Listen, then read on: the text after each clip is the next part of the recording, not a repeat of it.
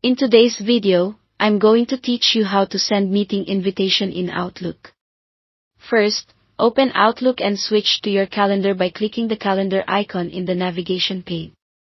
Take a moment to review your schedule so you can spot an open time that won't conflict with anything else on your calendar. This quick check helps prevent double booking and ensures everyone you invite has a better chance of attending. When you're ready, go to the Home tab and choose New Meeting or New Event. Both options open a meeting window where you can set everything up.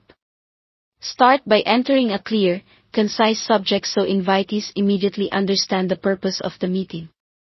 Then set the date along with the start and end times.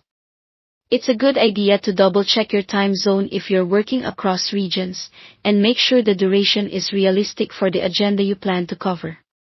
Next, add your attendees. In the To field, type the email addresses or names of people you want to invite.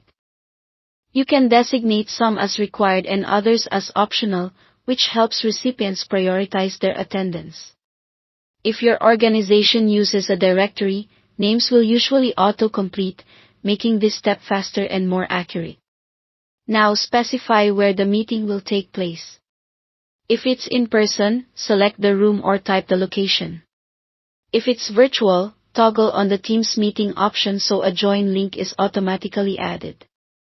Some organizations may also use Skype, so you might see that option as well, depending on your setup. In the body of the invite, type a brief agenda or talking points to set expectations. This keeps the meeting focused and helps attendees prepare.